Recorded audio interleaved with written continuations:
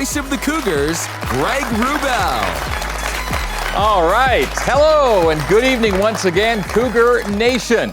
We welcome you back inside Studio C at the BYU Broadcasting Building on University Parkway in Provo, Utah, for our first February edition of BYU Basketball with Mark Pope. 1 month from today, March 1st, will be our season finale already. So the season is winding down as the intensity ratchets up down the stretch. Great to be back with you for an hour-long look inside BYU basketball. We are live and on demand via the BYU TV app, and we have fans with us here in studio. For those watching live, we invite you to take part in our live polls via the Opine app. You get the app on your phone, then you watch the side of your screen for poll questions throughout the show. You can also take part through social media using the hashtag #PopeShow. Coming up on tonight's broadcast, we'll recap last week's pair of road games in the Bay Area. Deep Blue gives us a day in the life of super senior Alex Barcelo. Head managers Cameron Macy and Tyler Langford. It's finally time for them. They join us in studio. We will look ahead to a big weekend of games with San Francisco and Gonzaga in town, and we'll take questions from social media for Coach Pope and our managers in our weekly Q&A segment. Let's tip off tonight's show by saying hello to BYU head coach Mark Pope. All right. Hey, how we doing, guys? What's up, player? You all right? What's up? Good to see you. Come on. Too. Hey, guys. Hey, I heard that. All right, start us off. Last week it was a rant against waterfowl. Have you ever had a week where it just like you just felt like you took L's all week long? I'm serious about this. Have you ever had a week where it was just like you worked your tail off, right? And it just felt like nothing could go right. One of those weeks where you are so frustrated and so upset that at night, like around 2 a.m., the only conversation you have with your wife that you can bear to say, your best friend in the whole world, is just, I love you, and that's just got to suffice for the whole conversation for the night. We had one of those weeks. Saying last week was one of those weeks. We had one of those weeks. We've all been there. But it's a new week. It is a new week. Yes, it is. What have you guys given you this week? There's been a lot of yelling and screaming and carrying on and self-discovery and uncomfortableness. And I'll tell you this, if you guys promise not to tell anybody. Everything always stays right here. Yes. You know that. This is the inner circle, so Yeah. shh, okay? So I'll tell you this, I hate losing. I hate it with a passion, and losing 2 games in a week is just like death. It's awful, but like I also love it too so much because, and this is the part you can't tell anybody, because it just forces you to like dig deeper and do deep dives on who you are and what you're about and how you're going to function as a team and how you can fix as an individual. And sometimes, as coaches, we don't have anything to do but sit back and witness the growth of these great young men. And sometimes it's through weeks like this. Hopefully this is the end of it, we'll see, but through weeks like this where you actually see great young men turn into great men and like be deeper and more fulfilled and stronger and tougher and more steely than they'd ever been before. And that's actually really special. It's the best part of sports. So I hate every second of it, but there's a little part of me that quietly loves it because we get to grow, and that's what this whole deal's about. This is our 3rd year of doing these shows, and this is the first time that you've had to say that you had a week like that, because the only other time BYU lost back-to-back games was deep in last year's postseason. We weren't doing shows at that point. Yep. And so this is the first time that's ever happened to you and your guys in this program. It says a lot that it took us to this point for you to have this kind of response required. Yep. And it says a lot about these guys, right? And so it's just, listen, we all get to take this journey together. Season's a journey. Mm-hmm. We get to do it in our locker room. We get to do it with all you beautiful people that cheer for these guys and come to fill this Marriott Center, and this makes it special. We have to answer. We have to answer. Like, we have to respond well. But this is part of the journey, and it is. Our practices the last 2 days have been super uncomfortable, And our guys were having conversations, getting together over the weekend that I think were super uncomfortable for them. And that's where you grow, and that's where actually something special can come out of it. So then the only way to make the story great is that there's a great product at the end of the day, and that's what we're working on. You tell me all the time, the game always asks you, how are you going to respond? Right? And there's something great. I mean, I don't know, guys. I think everybody can relate to it. Everybody's in school failed a test or had a bad day or, maybe wore the wrong color tuxedo to the prom or something, right? Where they felt embarrassed and humiliated and uncomfortable, or bombed in their talk at church, or had a really uncomfortable experience with a friend, or felt left out of something, or whatever. We've all felt that, where you get to the point where a little bit of self-doubt starts to creep in, and a little bit of concern if you can fix it, and will it ever get better, like all those feelings. And we get that in athletics all the time. And that's actually a really special place, because it's when you actually come out of that moment of self-doubt, where a little bit of self-doubt really creeps in, and then you go beat it. That's just magic, right? It's really special. And so this is it was a tough week for us. There's no doubt about it, but it's also sets a table for really special things to happen. And we are blessed at BYU to have a locker room full of guys who are people that we can all look up to and respect for how hard they're trying to grow. It's awesome. So it's a bump in the road, but you were cruising down that road before this last week, and you're still in a good spot. We're going to throw up the tournament resume for you. This is what is basically your team sheet. These are the main metrics on the NCAA committee's team sheet. First of all, I see 9 Q1 and Q2 wins. That's a great number nationally.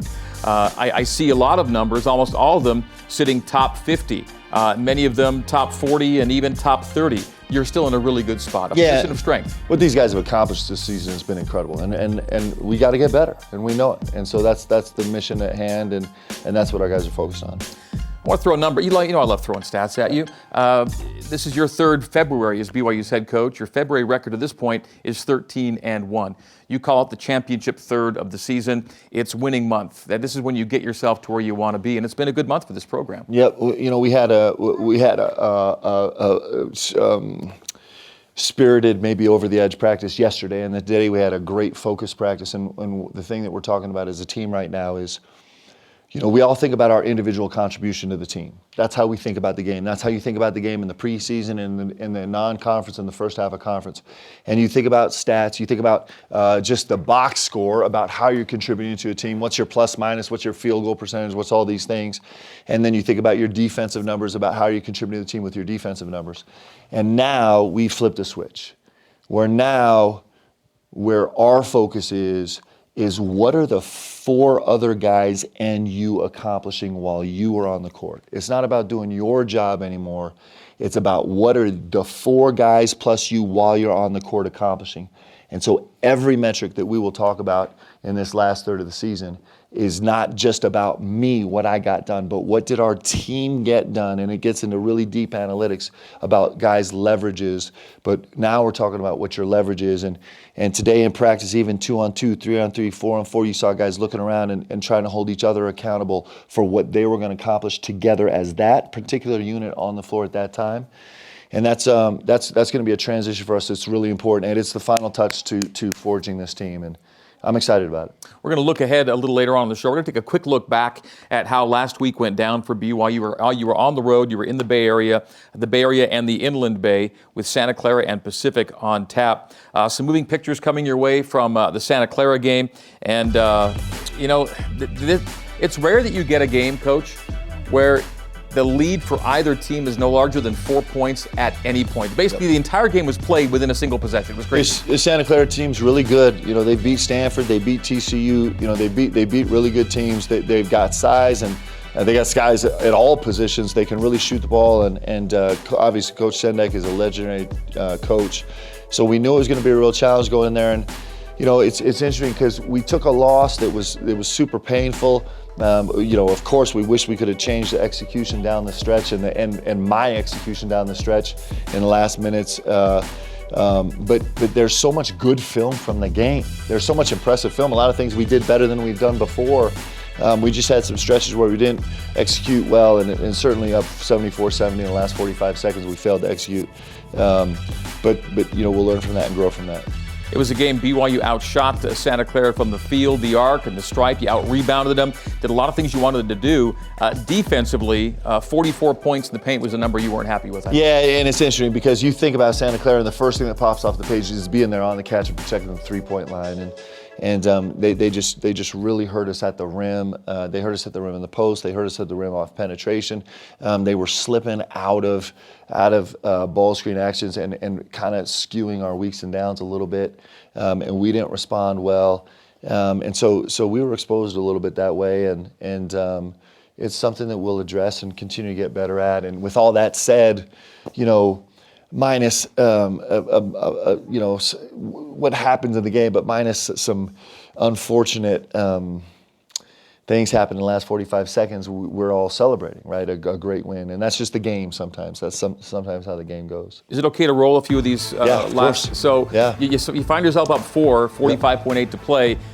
You catch this and you kill a few seconds off the clock. The pass was a little long. Yeah, and we could talk about that play call for a while, right? So we had thrown the ball in bounds and they trapped us and we called the timeout, and so now we're in a timeout issue, and they were playing really pushed up on our guys at half court, and so we felt like, hey, this is a great opportunity to get a back door. And to my discredit, my runner is Gideon George, who's nursing an ankle, and the ball kind of flew on us, and we didn't make the play. And then, as you continue down that road, we get a great offensive possession by Alex Barcelo.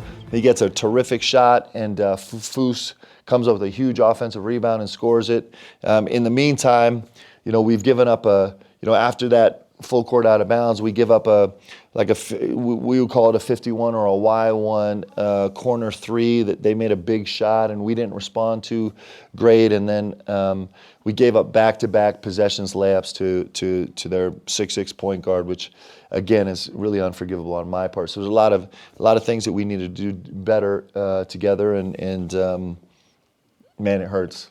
But it's the great thing about sports. The bounce back opportunity came at Pacific, and Pacific found this team in an unfamiliar position late and then having to rally, which you did. And there came a point late in that game when it felt like, my gosh, they're going to do it. They're going to rally and give themselves the shot in the arm they needed to kind of save the weekend in a way. And again, just at the very end, things didn't go your way. Yeah, it's really telling for us. As you compete through a season, I mean, it's a long season. You think about starting with 2-a-days and going through the whole thing and kind of keep that up.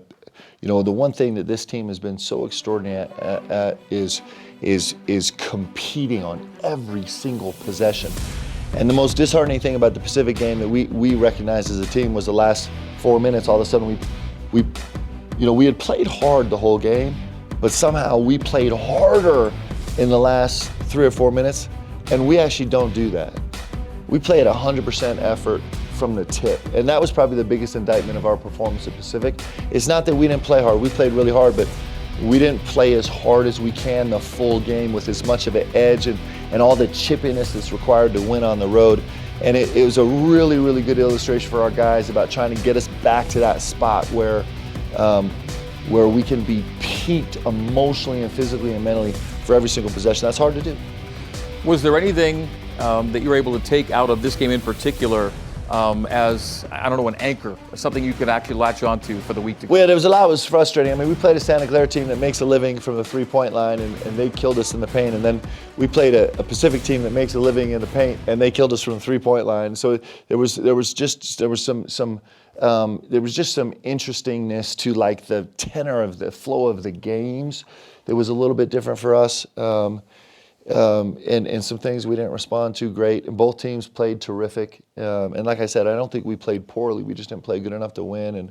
And so I think the takeaway is what it always is. It's how are we going to respond to it? And I'm really excited about. I've been really excited to watch these guys the last 2 days, and then I'll be excited to see him tomorrow, and then see Thursday what kind of product we can put on the court against another top 35 team in the country, right? So it's this process of growing can be super painful, but it's super exciting. Big weekend ahead and a lot of chances and opportunities in front of BYU on Thursday and Saturday. Well, as this season proceeds toward its most magical month, there's a player playing his best basketball of his season and career, you could say. He pulled down a career-high 6 rebounds at Santa Clara and followed that with a career-high 8 points at Pacific. And tonight, Atiki Ally Atiki takes us inside the film room with Jarom Jordan.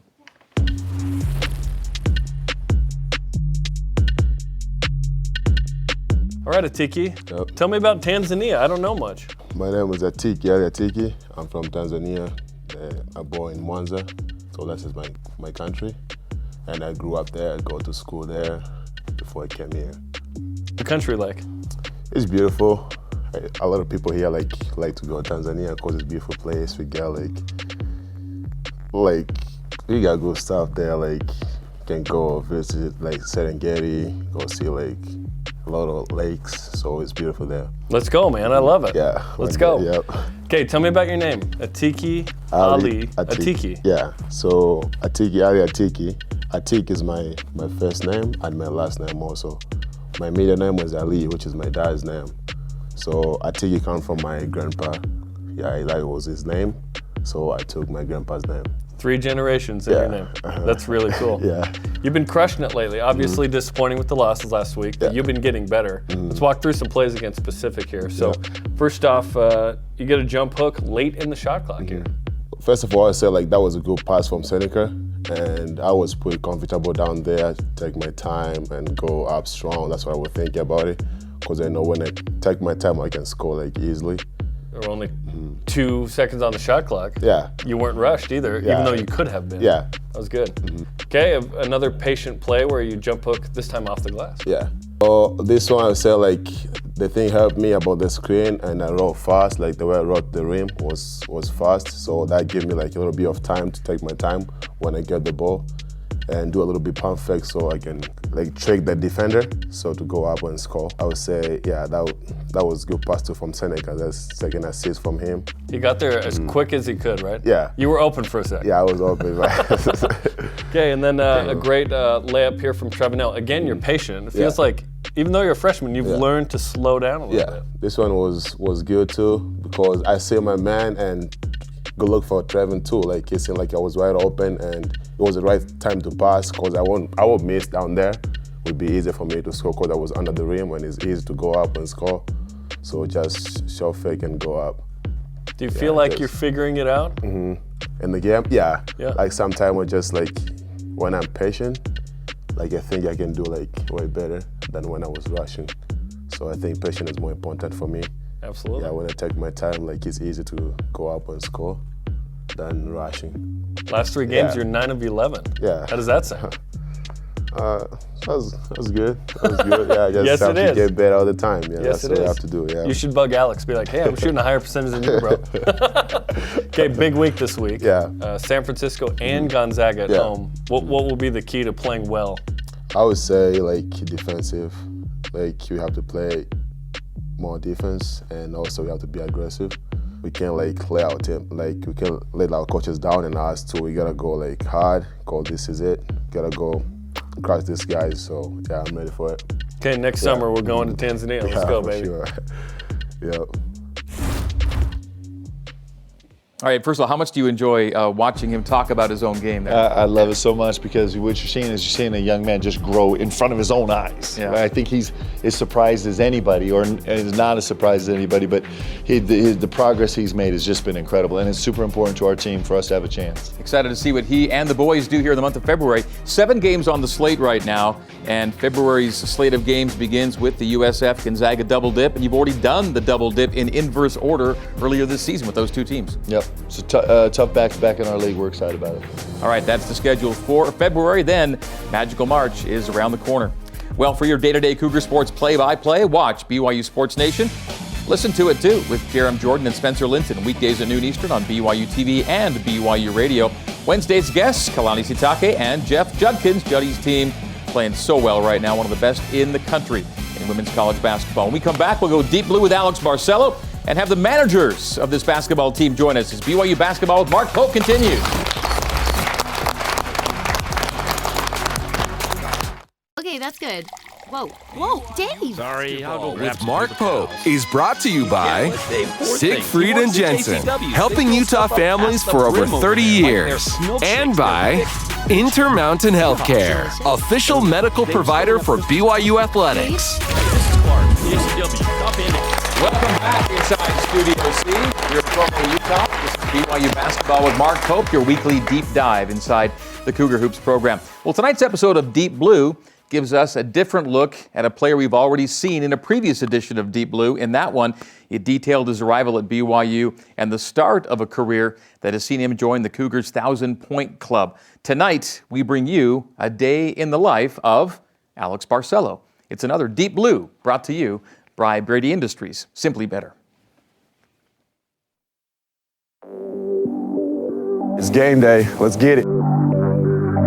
Cougar Nation, you guys know me as a person. You guys know the troubles that I've been through at Arizona, where I came from, and then through the journey that we've had together. Just the support that you guys have given me, it's meant everything to me. It's not going to be an easy journey. It's still going to be a roller coaster, but I know that there's no other place I'd rather be, no other people I'd rather do it with, and I think that it's going to be a really special season this year. Just trying to stay as locked in as I can on this game, this scout that we have, but just trying to keep my mind clear. Other than that, making sure that my body feels good, mind feels good. Just making sure I can help my team with whatever I can to help us win tonight. What up? Sheesh.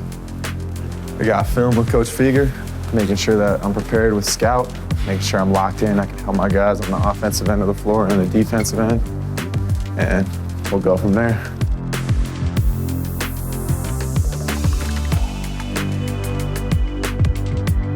Locked in, man. Now we're going down to get some treatment, get my body right. With you, man. Come on now. Oh, man. I'm trying to go Hey, trying to keep up with you, man. Yes, sir. What's up, Rob? Nothing much. There's nothing to see here.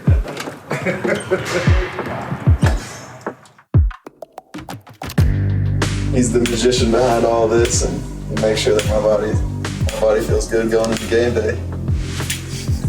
Just take it. Yeah. Love, bro. Appreciate that.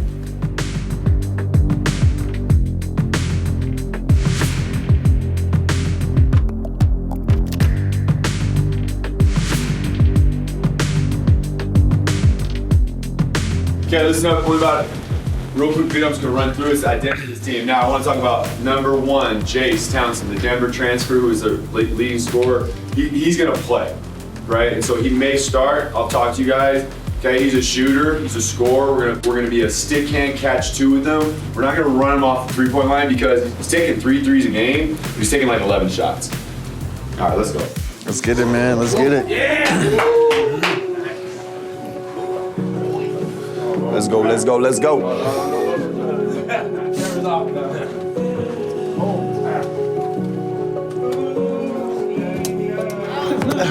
Yeah, we ready?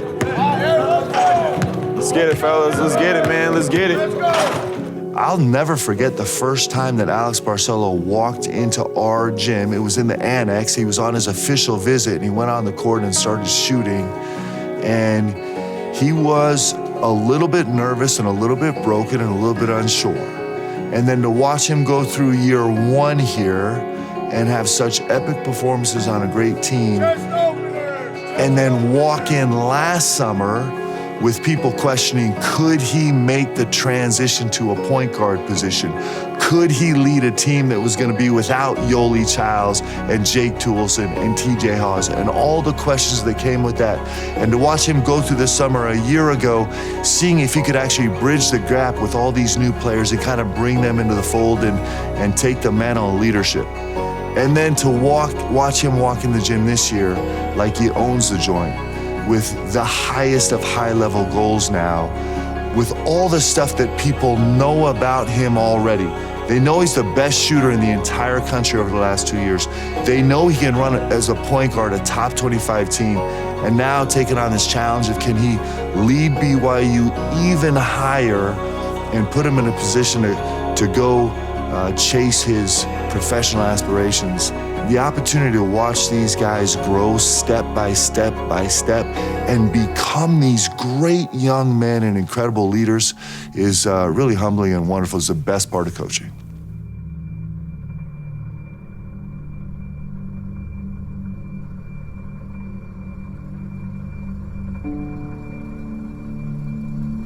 Just finished up pregame meal, getting ready to go take care of my body. Now I got a pregame superstition. I always come in with the fruit salad, make sure that I usually eat this right now, a little bit now, and then after, once I get treatment and do my meditation. So let's get it. If I make it big time, I told the guys I'm gonna donate an escalator to go up these stairs and then a slide to come down them into the locker room. People don't understand when we do 2-a-days, our legs kill going up these stairs, 3 flights of stairs, and you got 2 more up there. Everything that I do, I like to keep it structured. I live by control what you can control, and especially on game day, I like to wake up and have my set routine, so everything that I do, I structured it in increments. I just finished up with some yoga. I always do 15 minutes of yoga, followed by 2 to 3 minutes of meditation, just to slow my mind up, preparing for this game. And just knowing how my body feels, always being honest with myself, and continuing on that routine so my body feels at its peak when I step out on the floor.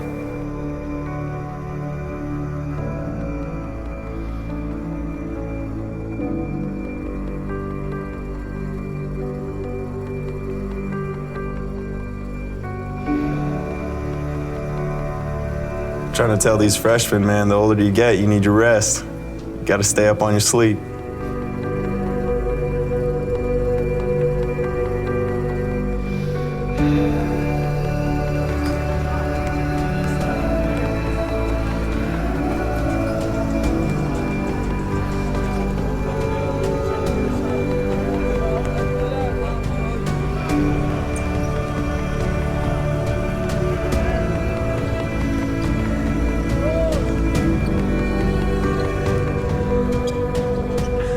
Halfway through the season right now, came back for 2 reasons: to bring championships to Provo and also to make my dream come true playing in the NBA.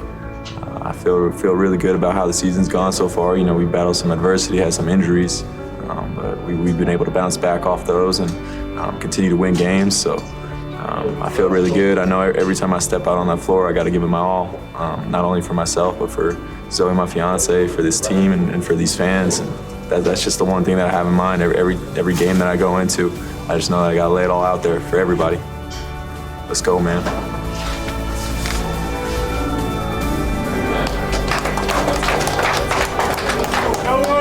Yeah, let's go. Here we go, together on 3, 1, 2, 3. Yeah. Give me the chrome, 1 shot, that's all that you got. That's all that I know. Foot on the gas, 155. Barcelo will drive it to the hoop, stop, pop, and score.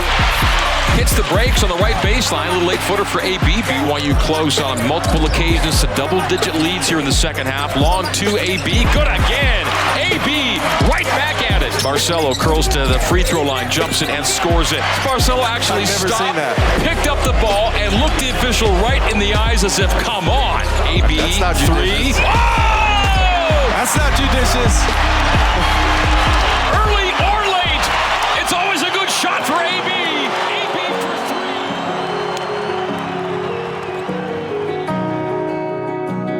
Hey, 5-on-5, man, 5-on-6, 5-on-7, 5-on-8. I don't care how many dudes against us, man. We coming out of it on top. We coming out on it on top, man. Okay, let's go. Yes, sir. 5-on-8, 5-on-8, man. Oh, it's been a day, but it's always nice when it ends with a dub, man. Everybody's happy. Now we're moving on to the next one in the morning. Let's get it. I think we should give the fans what they want, a shooting contest. Oh. But if you're too scared, I understand. You hear this? You think I'm scared? Yeah. I'm not scared at all. Then let's see it. I'll shoot against you left-handed. How about that? You couldn't even beat me right-handed. Okay, now she's capping. Now she's capping. I didn't want to look back 10 years from now and regret the decision of, you know what, I could have stayed a year and maybe I would be in a different position. I didn't want to leave any stone unturned or anything on the table. I wanted to give it everything I had. One of the main things that I've learned of coming back is I don't want to live with regrets. I want to always give it, you know, everything that I have and put everything I have out there. Let's get it. Thanks for following me around on game day. We were able to pull out the W. That's a wrap. It's a lot. Pretty cool. That's a lot. And I was watching that too. I was thinking about younger players watching him. Yep. What it takes. That's a day of what it takes to get ready to be at his best. There's a lot going on there. It's so interesting. I mean, it's such a great example. But you don't think about that when you're a 15-year-old thinking about someday, you know, I'm going to go play in the Marriott Center in front of that crowd on national television, and you think about, you just don't get to see like everything that goes into it every single day. And Alex is just a consummate pro in his approach. It's awesome. That's great. Well, on any basketball team, there are under-the-radar guys you never see in uniform on game night, but they are practically as important to the success of the team as the players who lace them up. They are the team managers. And we are honored tonight to bring into Studio C BYU's two head managers, Cameron Macy and Tyler Langford.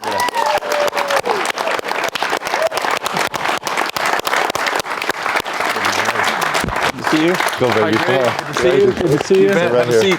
What's up, man? Greg, I am so excited about this. I can't even tell you. You and me both. This is like, it's been a hard week and a hard couple days, and like this is the best. This is the best part of this whole deal right now. Let's go. All right, so I brought them out. I said Cam and Tyler. Let's first of all establish who's Cam and who's Tyler. I'm Cam. I'm Tyler. And you can tell Cam because of this fly mustache he's got going. It's got a rocket today, baby. It is spectacular. I think we should get a poll. I noticed before we were doing some polls. Right. We should get a poll. Should he shave his mustache? My parents think I should, but my mom keeps saying, "Don't you want to date a girl?" I'm like, "But I like the stash, Mom." See, but the boys, they also love the mustache too. The guys love it. We think he should keep it. Okay, we'll see if that poll question actually shows up on the screen here tonight. Should Cam keep the mustache? Tell me, guns blazing. Help me out, Cougar Nation. All right, so I know, Coach knows, managers do a lot. We're gonna find out just how much you guys do. We're gonna go. Wait, hold on. These guys have something for you, by the way. Oh yeah. So to tell you the story, Greg, real quick, Cam is like the king of the juice, and so at practice and at shoot around and all those different things, he's always he's everyone's hype guy. He's hyping everybody up. And so he's got these phrases that are super popular and kind of like mantras amongst the team. And so they had First of all, I'll tell you right now, the one he uses all the time, I see you. Yeah. I see you, Tyler. Yep. I see you, Coach Pope. Yep. My go-to personal favorite, all the guys love it. It's hot and wet.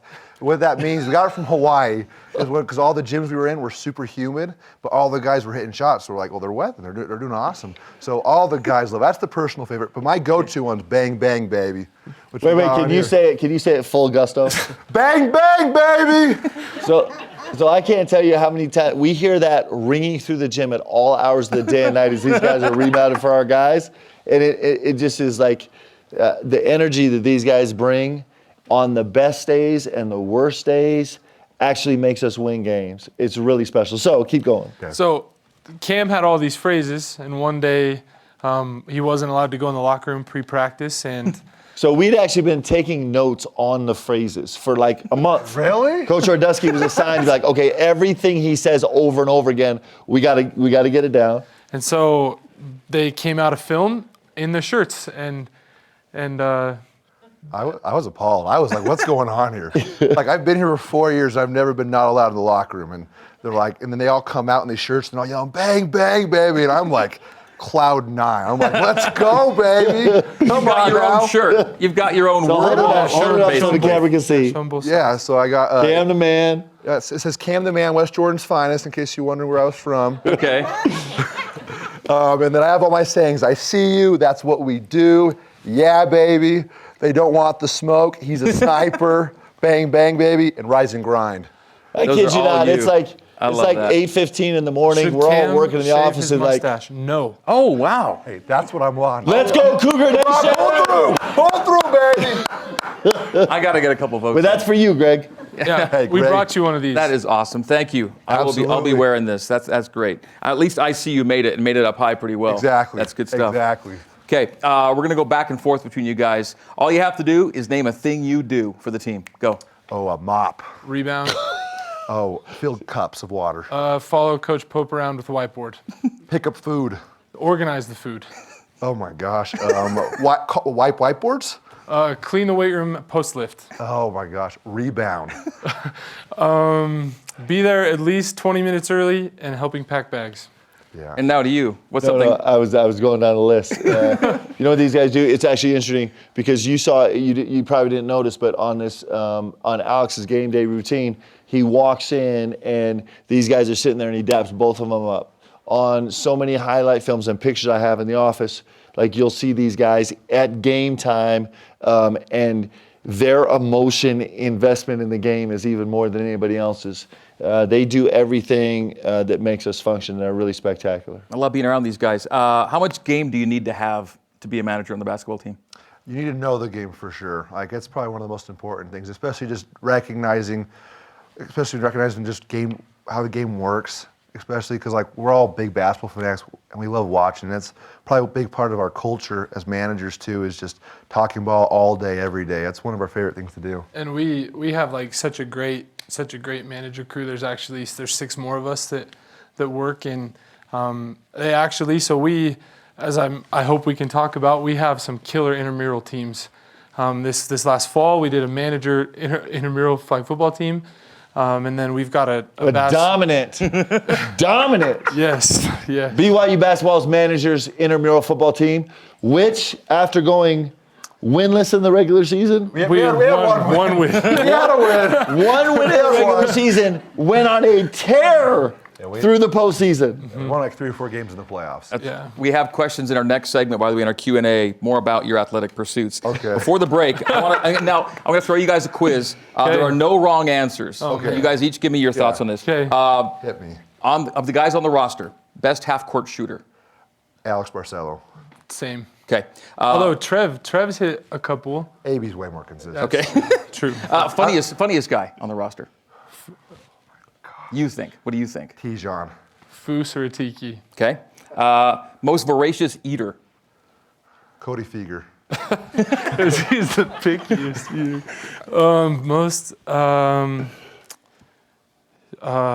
That's tough. Probably some of the bigs. Probably like Richard. Okay. Yep. Who's a future potential coach? You think? Who'd make a good coach someday? You know who I think? Trevin Nell probably. I think so. Okay. I'm gonna say Alex. Okay. His basketball IQ is insane. And then your favorite Coach Pope saying? Gosh, you go first, Ty. I always like how he talks about how you're gonna respond, and I think that like that's so applicable in life. Like, and that's something that you do talk about a lot. Is how are you gonna respond, and like what is the game telling you, and how are you gonna respond based on what the game is telling you? And so that's one of my favorite. One thing I liked, I think he said it. I said it yesterday. He said it was in a huddle. He's like, "We don't run away from failure."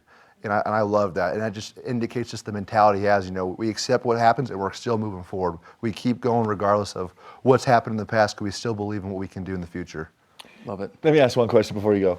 If you guys could recruit one current player, to be on your manager staff, who would be the best guy?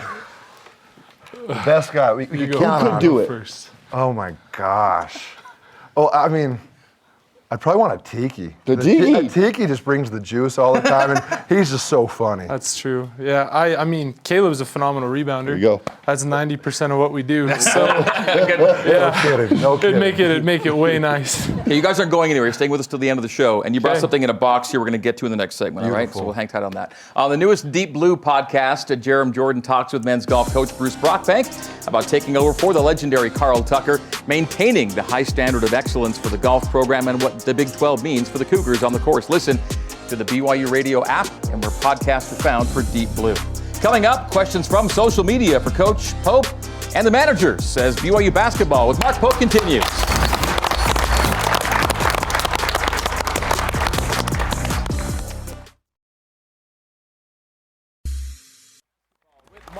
presented by Siegfried and Jensen. We're back in Studio C with the head coach Mark Pope and our special guests, BYU basketball managers Cam Macy and Tyler Langford. Before the Q&A portion of our show, I mentioned you brought something.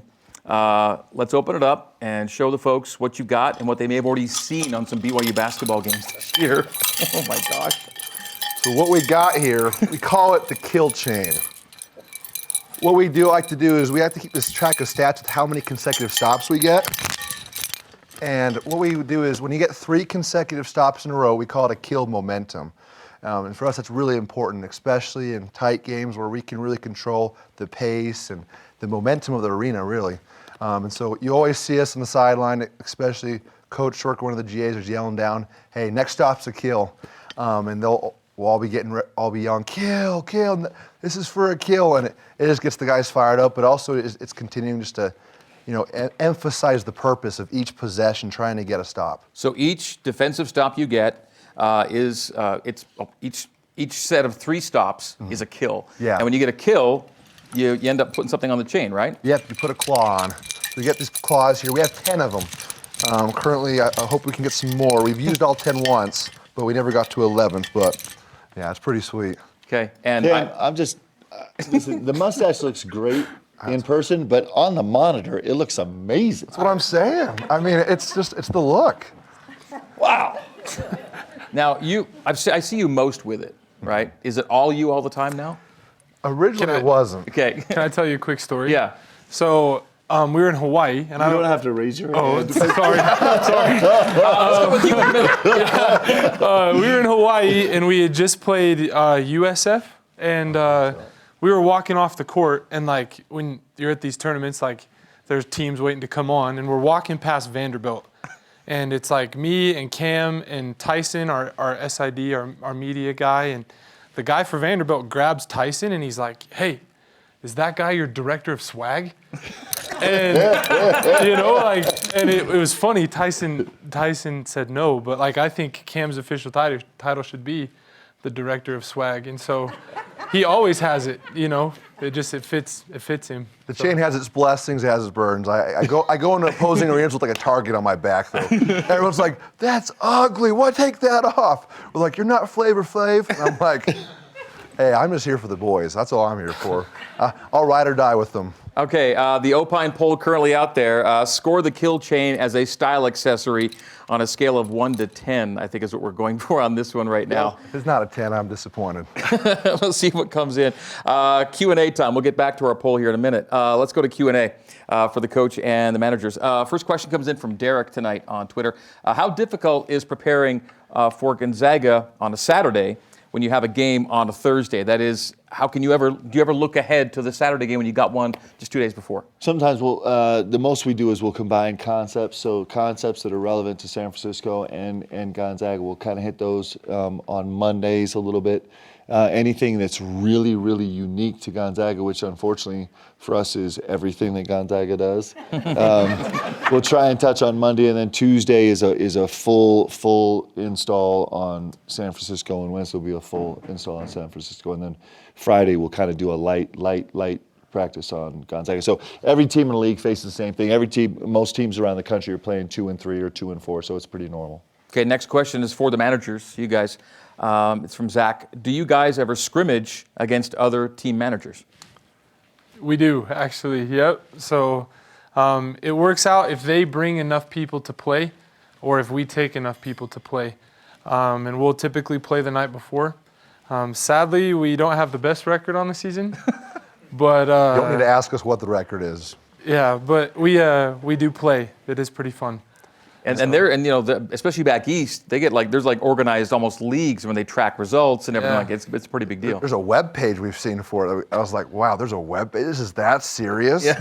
I was like, wow. And just to be clear, 2 of our losses one of them was in overtime, and it was it's call your own foul, so it kind of gets there's an asterisk. Kind of gets a little questionable for sure.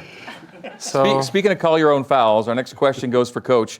How do you address refs when they may treat opposing players one way and BYU players another way? That's a great question. That's a great question. Listen, politically correct answer is to say that refereeing is a really hard job, which is actually true. It's really hard. And the thing is that, genuinely I think these referees are trying to do their very best. And so that is my answer. Our last question is back to the managers. Managers, with what player on the team could you hold your own one-on-one? Let's go. Let's go. Let's go. Okay, here we go. Fights tomorrow. Let's really pick your poison with who I'm playing one-on-one tomorrow with. I'd probably, he's going to hate me for saying, probably Jeremy Dowdell. Oh, JD, let's go. Okay, it's on with JD. How about you? Well, none of them. Why? Come on. Guys, you can't put a target on it's my cool. back. It's super cool to be behind the scenes and see how much effort they are putting forth to really become masters of their craft. And so it's really cool to see all of them at some point in time or another be there early getting up shots, staying late getting up shots, spending time in the weight room, the training room, and really trying to become the best version of themselves that they can. And so from 1 to 17, they're all big time basketball players and they're all very skilled. So who could you hold your own against though? That's what everyone wants to know. No comment. Okay, you guys are going one-on-one. What's happening there? Because this has happened, clearly. Yeah, it's happened. We've split it. Yeah, so there's it's pretty 50-50 to be real. This summer we'll some friends and we'll all go play we'll hit the rec and stuff. And yeah. Yep. Cam's got a nice mid-range jumper. It's not quite as nice as the mustache, but amen. Yeah. Fans are 50-50 on You're in trouble right now. You're in trouble, Cam. Yeah. It's on a downward spiral. I know. Well, they're not going anywhere, but I'm glad we brought these guys in tonight. I'm so glad. And let me tell you this. So, it's hard to appreciate. It generally is hard to appreciate how extraordinary these guys are. The time commitment they make to BYU basketball is got to exceed 10, 12, 14 hours a day, and that's not an exaggeration. It's really not. As well as being 4.0 students essentially at one of the most difficult universities to do that in the country and bring in the energy and the juice that they do. Cam is working hard at chasing an interesting graduate program degree. You want to share that real quick? Yeah, I'm pursuing a career in sports and performance psychology, so I'm actually applying to grad school right now for that, so super excited. And Ty is a even more accomplished student, but he's got something even more important than that he needs to say right now. Well, I got an awesome wife. She's really the best. And she's been super supportive, like Coach Pope said, BYU basketball, you do kind of sell your soul. And and Jen's been the best, and I'm the luckiest man. I'm the luckiest man in the world for having her to be supportive. So thank you. And as much as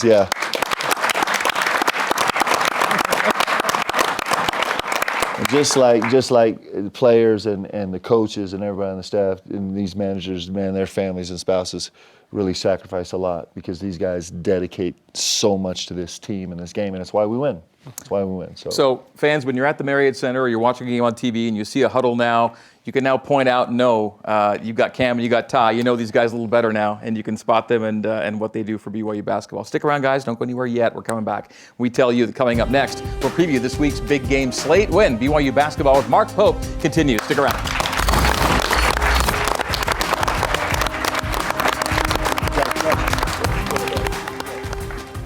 774 for reservations or order online at tucanos.com. Siegfried and Jensen, helping Utah families for over 30 years. Smith's, fresh for everyone. And by Cascade Collision Repair, serious about perfection.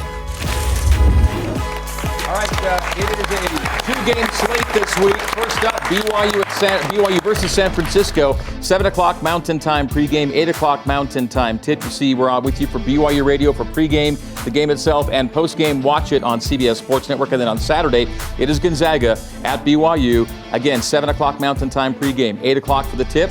Radio pre and post. We'll have radio for the game, of course, and ESPN. As we go to break, and this is a short segment, we have our trivia question brought to you by Cascade Collision Repair. Series about perfection. Who holds the BYU single-season record for most threes? Alex has 60 and counting. The answer next. Stay with us.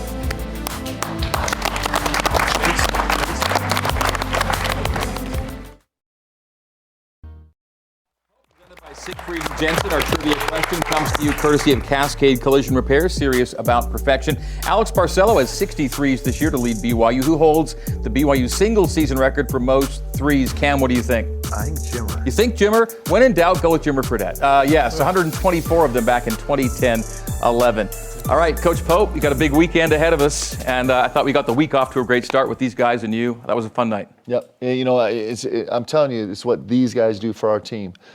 Tough week, a lot of emotions, you know, a lot of frustration, and these guys always lift everybody up, and they make a huge difference. So thank you guys so much. Super grateful for you. All right, he is Mark Pope. He's Tyler Langford. He is Cam Macy. I am Greg Wrubell. This guy over here is Coug Dude. He's going to lead us out tonight. Thanks for being with us. Have a great week, everyone. Go Cougs!